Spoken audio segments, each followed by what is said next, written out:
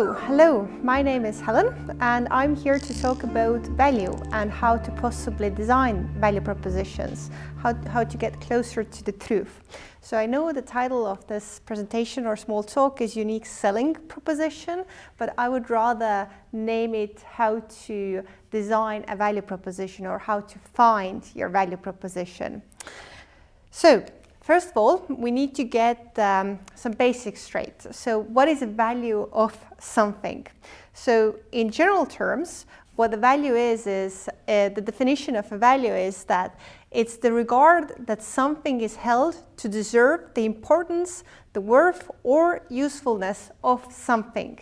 So for example, if I would show you a picture of an accordion and ask how much this is worth, then usually people would put some sort of price tag next to it. Let's imagine if my startup is building an accordion. But for me, this particular accordion maybe is basically priceless because this is something that belonged to my grandfather. So meaning that how we assess value for ourselves, it varies from person to person. So separately, I'm going to talk about the client segmentation and how to design a value proposition for specific client segment. But in the context of building startups, the definition of value is the estimated monetary worth of your startup. So aka how much people are willing to pay for your product or service. So if you look at the classical pricing table, so this is basically what you're trying to achieve with the work of defining a value proposition. So how much average a person is willing to pay for your product or service? What's the most that the person is willing to pay for your product or service?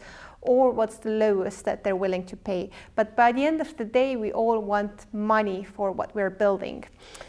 So where to start thinking about value proposition is basically the age-old simple question of why. So you can remember this guy. I'm pretty sure most of you have seen him and know about him. So his name is Toyota, and he is the founder of Toyota car manufacturers. And why this guy is in this presentation is because he was the first to structure asking the why question, the big why question. So if we take a problem that we have possibly in the car manufacturing factory, then one of the problems might be that we see that there's a puddle of water on the ground. So what we would need to start doing is, instead of cleaning up that puddle of water, we would need to start asking ourselves, so how come there is the puddle of water on the ground? So narrowing it down, so if we start with the problem statement, which is that there's a puddle of water on the ground or on the floor, then we would ask ourselves, why is there a puddle of water on the ground? There's an overhead pipe that is leaking. Great, now that we know that there's overhead pipe leaking, then we would go deeper even. So why is that pipe leaking? There is too much water pressure in the pipes. Great, why is there too much water pressure in the pipes?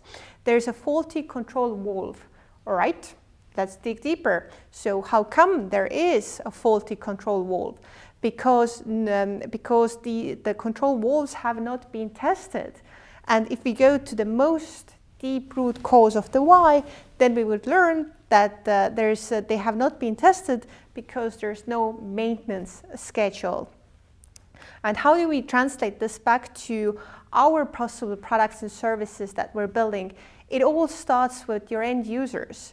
So basically, there is a reason why you started to build up your product or your service. So there's a problem that you're trying to solve for a person or for amount of people, right?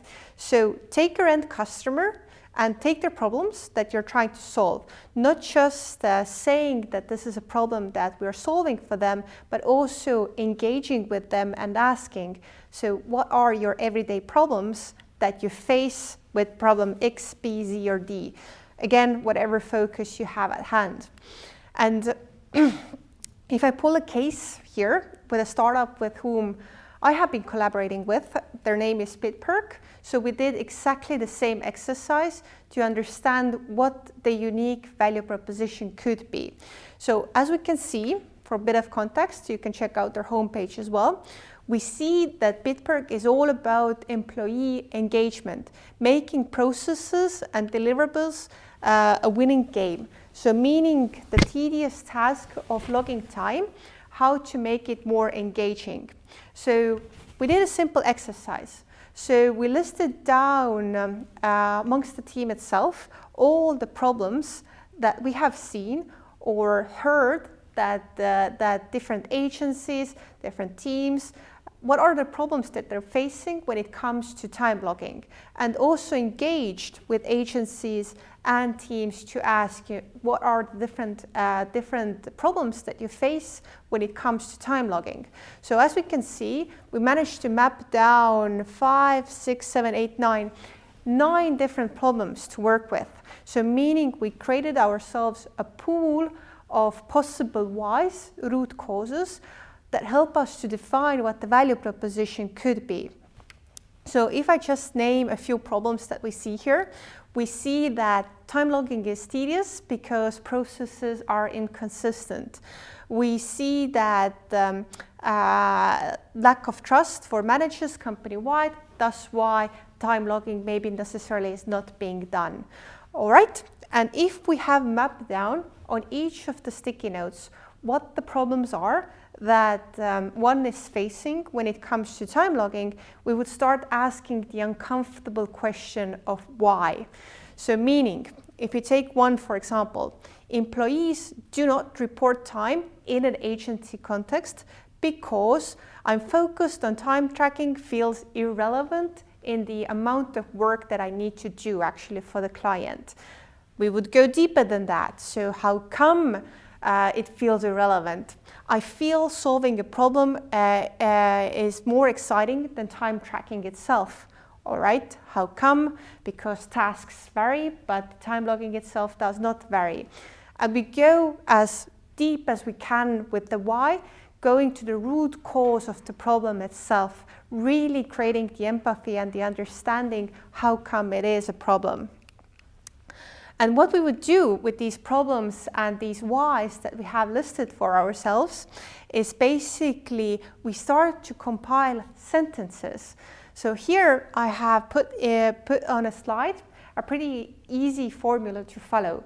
So the 5 things that you need to ask yourself is the who. There might be multiple target customers. So in the case of Bitperk, as I mentioned, there's not just agencies who are doing client work, but there are also teams, startup teams who need to do time logging, so product-based companies. The second question is the statement of need. So where do they actually need to be with this product at hand? The third thing is pretty simple, pretty straightforward. So what is your product/service name? Fourth, what's your product description? And the 5th statement of benefit. And how it all comes together is basically into one sentence. For target customer, who, the need, our product is a description, that statement of benefit.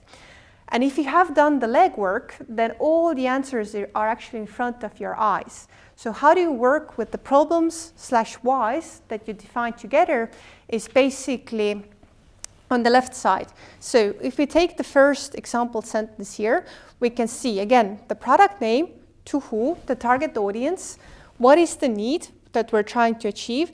The problem actually comes from the sticky notes that you wrote down on your separate sticky note papers, and the statement of benefit is the deepest why that you managed to get for that problem at hand.